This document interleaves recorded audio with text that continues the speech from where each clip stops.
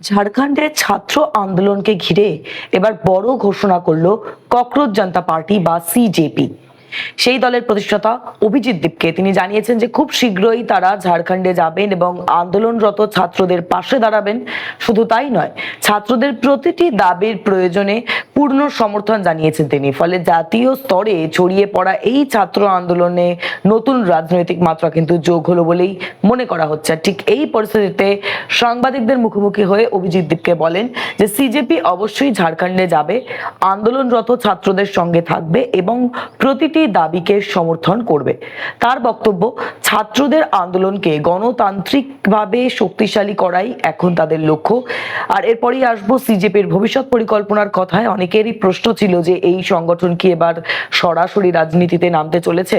তার উত্তরে কিন্তু অভিজিৎ দীপকে স্পষ্ট জানিয়েছেন আপাতত তাদের সেই পরিকল্পনা নেই। তার মতে বর্তমানে ভারতের মানুষের আস্থা, বিচার ব্যবস্থা, রাজনীতি, সংবাদ মাধ্যম এবং নির্বাচন কমিশনের মতো বিভিন্ন প্রতিষ্ঠানের উপর আস্তে আস্তে কমে যাচ্ছে সেই নির্ভরশীলতা। তাই এখন দেশের প্রয়োজনে একটি শক্তিশালী জনগোষ্ঠী বা প্রেশার গ্রুপ, এই ভূমিকা নিয়ে কিন্তু আপাতত এগোতে চায় সিজেপি। প্রসঙ্গত আপনাদেরকে জানাবো, দিল্লির যন্তর মন্তরে নিট ইউজি প্রশ্নপত্র ফাঁস এবং বিভিন্ন নিয়োগ পরীক্ষার অনিয়মের প্রতিবাদে সিজেপির নেতৃত্বে হওয়া আন্দোলন কিন্তু গত 25শে জুলাই শেষ হয়। আর ঠিক সেই আন্দোলনে সোনাম ওয়াংচুকের 26 দিনের অনশনও জাতীয় স্তরে ব্যাপক আলোচনার জন্ম দিয়েছিল। দেশের বিভিন্ন প্রান্ত থেকে হাজার হাজার ছাত্রছাত্রী সেখানে অংশ নেন। সব মিলিয়ে ঝাড়খণ্ডের ছাত্র আন্দোলনের পাশে দাঁড়ানোর ঘোষণা দিয়েছে সিজেপি এবং সেখানে স্পষ্ট বার্তা দিয়েছে যে তারা শুধুমাত্র কিন্তু একটি ইস্যুতেই সীমাবদ্ধ থাকতে চাইছে না। এখন দেখার যে এই ঝাড়খণ্ড সফরের পর আন্দোলনে সিজেপির ভূমিকাটি কতটা গুরুত্বপূর্ণ হয়ে ওঠে এবং ছাত্রদের দাবিকে ঘিরে আগামী दिने এই পরিস্থিতিটি কোন দিকে এগোয়। आणि इतक्या मोठ्या विजयानंतर आमच्या जबाबदारी सोबत लोकांच्या अपेक्षाही खूप वाढलेल्या आहेत। तर त्यासाठी पूर्ण देशभरात संघटन कसं आमचं वाढवण्यात येईल त्यावर आम्ही आता काही निर्णय करणार आहे, काही चर्चा करणार आहे आणि त्यासोबतच एकंदरीत पुढचा एक रफ रोड मॅप काय असला पाहिजे त्यावरही आम्ही चर्चा करू। ठीक आहे, ते सांगू आम्ही, आता चर्चा करू, तेच डिस्कस करणार आहे आम्ही आणि उद्यापर्यंत आम्ही एक प्रेस ब्रीफिंग घेऊन सांगू की आमचा पुढचा रोडमॅप काय असणार आहे।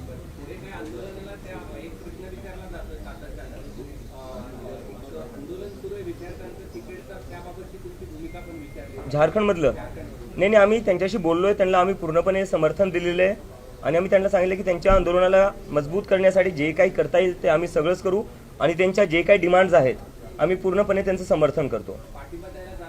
नक्की नक्की, that's exactly, definitely we will go to Jharkhand and we stand with the students who are protesting there and we support their every demand। जानना चाहेंगे आपकी इसमें क्या आप लोगों का डिस्कशन होगा, क्या एजेंडा है, जरा उसके बारे में बताइए। जो हमारे पहले ही आंदोलन को सफलता मिली है उसके बाद लोगों की हमसे उम्मीदें बहुत ज़्यादा बढ़ी है और उसके साथ साथ हमारी जिम्मेदारी भी काफ़ी ज़्यादा बढ़ गई है। तो उसके लिए अब जैसे हमें पूरे देश भर से समर्थन मिला था, ये जो आंदोलन हुआ था वो बस जंतर मंतर तक सीमित नहीं रहा था, वो पूरे देश भर में हुआ था। पूरे देश भर के लोगों ने हमें समर्थन दिया था अपना। तो उसके चलते अब हम देश भर में कैसे अपना संगठन बढ़ा सकते हैं, हर राज्य में कैसे अपना संगठन बना सकते हैं, उसके ऊपर चर्चा करेंगे और उसके ऊपर हम देखेंगे कि किस तरह आगे बढ़ाया जा सकता है। उसके साथ साथ आगे जाकर कॉकरोच जनता पार्टी का क्या रोड मैप हो सकता है, क्या होना चाहिए और उसके लिए क्या क्या कदम उठाने चाहिए, उसके ऊपर भी चर्चा करेंगे हम। एक तरीके से हमारा ये 2 दिन का जो कॉकरोच कॉन्क्लेव रहेगा वो हमारा एक फ्यूचर का रणनीति डिसाइड करेगा।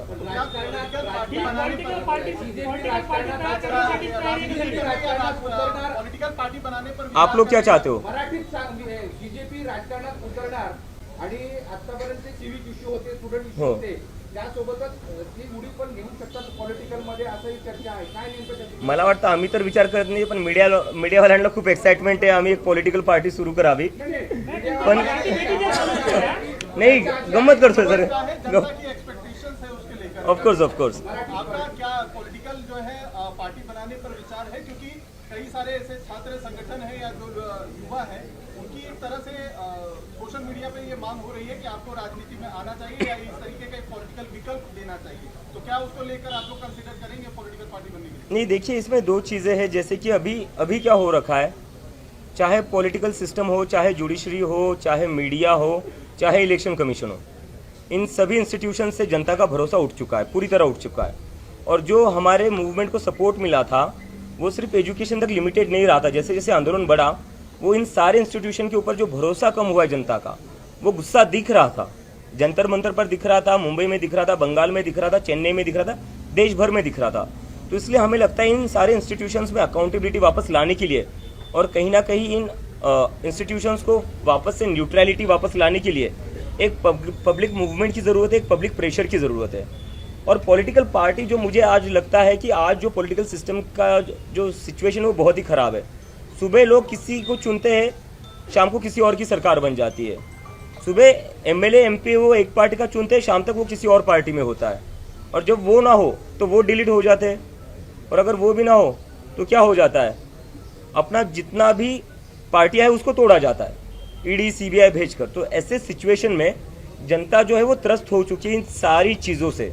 इसलिए हमारी पब्लिक मूवमेंट को इसलिए सपोर्ट मिला क्योंकि सारे लोगों ने अपनी आइडियोलॉजीज़ के ऊपर उठकर, पॉलिटिकल पार्टीज के ऊपर उठकर एक साथ आए।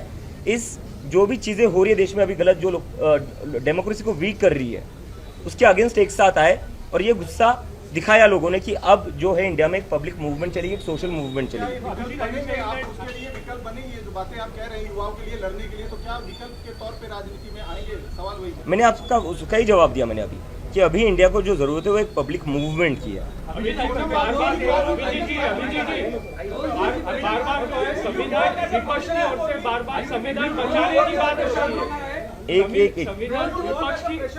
विपक्ष की ओर से बार बार संविधान बचाने की बात हो रही है और संसद में भी जो है डिलिमिटेशन बिल पेश होने वाला है। आपकी रणनीति क्या रहेगी इसको लेके? क्या अभी जो आपके फोरम है उसमें चर्चा होगी इस विषय पे? आप नहीं, बिल्कुल उस पर हम चर्चा करेंगे, बिल्कुल। सोनम सर आमचे मेंटर आहेत आणि ते मेंटर असणार आमचे काय। For now, the CJP will be a pressure group because what India needs exactly right now is a pressure group.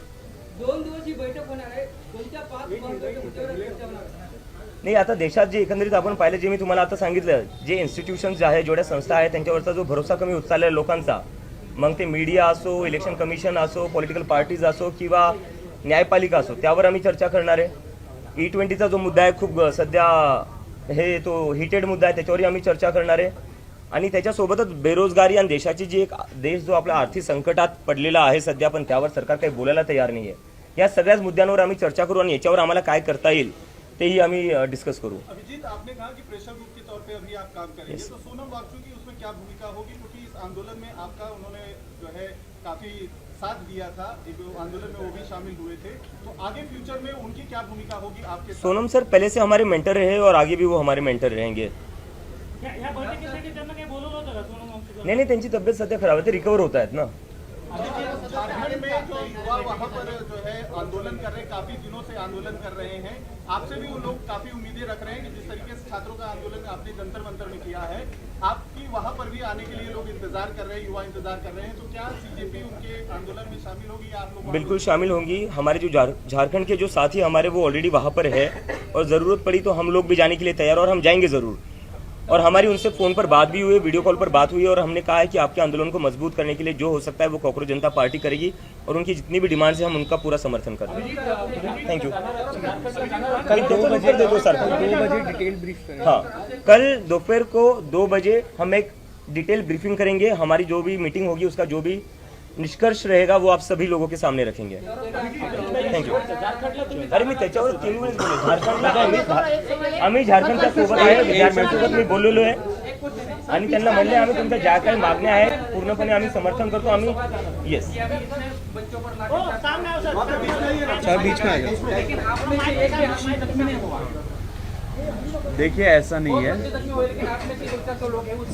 ज़्यादा इम्पोर्टेंट बात ये है कि जो ज़ख्मी हुए, जिनके ऊपर लाठियाँ चली, सर फोड़ा गया, पेलेट गन यूज़ करके उनको अंधा बनाया गया, वैसे पुलिस के खिलाफ हम लोग क्या कर रहे हैं? सवाल वो है, एंड सवाल एकदम जायज़ है। हम लोग डे 1 से ऐसे सारे बच्चों को, सारे प्रदर्शनकारियों को हेल्प दे रहे हैं, लीगल हेल्प हो, या मेडिकल हेल्प हो, अगर सिर्फ दिल्ली में नहीं पूरे देश भर में जहाँ जहाँ प्रोटेस्ट हुए उनका मुद्दा उठा रहे, उनको हेल्प कर रहे हैं, कोऑर्डिनेट कर रहे हैं सारे लॉयर्स के साथ। एंड अभी जो हमारी वार्तालाप चल रही है सरकार के साथ, एंड सरकार के जो सीनियर ऑफिसर्स है, जो रिप्रेजेंटेटिव्स हैं, उनको भी हम लोग पुश कर रहे हैं। आपने देखा होगा उसके वजह से एफआईआर्स भी विड्रॉ हो रहे हैं बहुत सारे स्टेट्स में, एंड कुछ थोड़ा और प्रोसेस बचा हुआ है, उस पर भी हम लोग पुश कर रहे हैं। है कि जो विद्यार्थी मतलब जख्मी हुए हैं और बहुत सारे विद्यार्थी जख्मी हुए हैं, उन पर गन चलाई गई, लेकिन आप में से कोई जख्मी नहीं हुआ, आपके ऊपर लाठीचार्ज हुआ? नहीं, हमारी जो स्पोक्स पर्सन थी, आप लोग को पता नहीं होगा,